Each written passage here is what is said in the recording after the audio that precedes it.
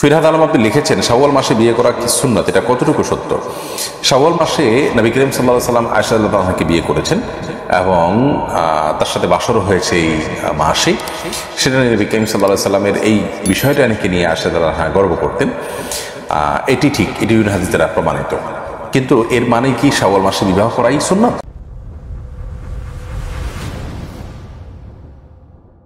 এ বিষয়ে বিশেষজ্ঞ ওলামায়ে কেরামের মন্তব্য হলো যে না, শাওয়াল মাসেই বিবাহ করা সুন্নাত। ব্যাপারটি শুধু এইটুকু দ্বারা প্রমাণ হয় না, কারণ নবী করিম সাল্লাল্লাহু আলাইহি ওয়াসাল্লামের যে অন্যান্য বিয়ে হয়েছে সেগুলো সব শাওয়াল মাসে হয়েছে এমনটি কিন্তু প্রমাণিত হয়নি, বা এটাকে অনুসরণ করে সাহাবায়ে কেরাম শাওয়াল মাসেই বিয়ে করার জন্য সচেষ্ট থাকতেন, বিয়ে করতেন, ব্যাপারটি সেটাও কিন্তু প্রমাণিত নয়। বিধায় শাওয়াল মাসে কেউ যদি নবী করিম সাল্লাল্লাহু আলাইহি ওয়াসাল্লামের বিয়ে হয়েছে সেটা মাথায় রেখে তিনি করেন, তাহলে তিনি আল্লাহর কাছে আজর পেতে পারেন, সেটি ভিন্ন বিষয়।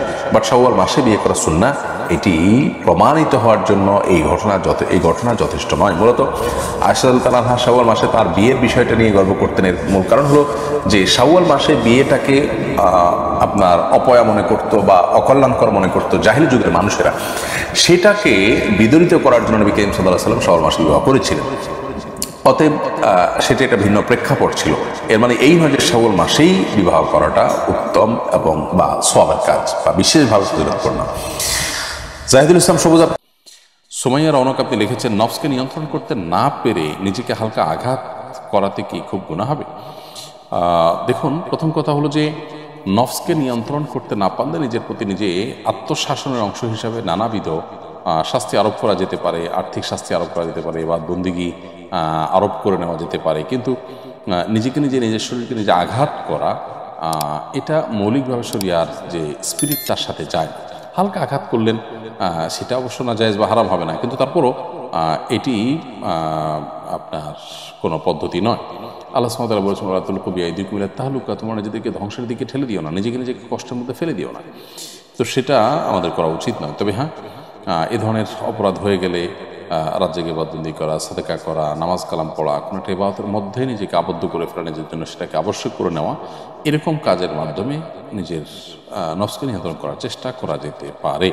যেমন কাব ইবনে মালিক রাদিয়াল্লাহু তাআলা আনহু, যিনি খায়বারের যুদ্ধে যিনি তাবুকের যুদ্ধে যেতে পারেননি, তো তিনি আল্লাহ তাআলার কাছে তওবা করেছেন যে আমার তওবা হলো যে আমি আমার সম্পদ আল্লাহর রাহে এবং আল্লাহ রাসূলের হাতে আমি সদকা হিসাবে এটাকে হ্যান্ডওভার করে দিব, হস্তান্তর করে দিব। এটা ছিল তার নিজের তওবা।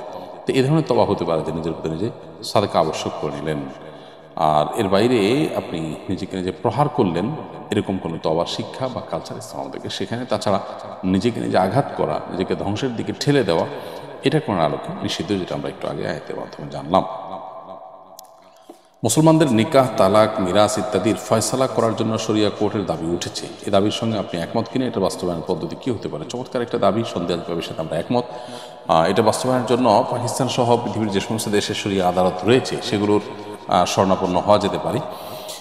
মুসলমানদের একান্ত যে বিষয় সেগুলো আছে, সেগুলো শরিয়ার আলোকে মিটমাট হওয়াটাই হলো বাঞ্ছনীয় এবং যথাযথ। বিধায় সেই চেষ্টা সংশ্লিষ্ট কর্তৃপক্ষ করতে পারেন। এক্ষেত্রে পৃথিবীর অন্যান্য দেশে যেই নজির আছে, যে দৃষ্টান্ত আছে, যে প্র্যাকটিস আছে, সেখান থেকে আমরা উদাহরণ নিতে পারি এবং সেখান থেকে ধারণা নিতে পারি।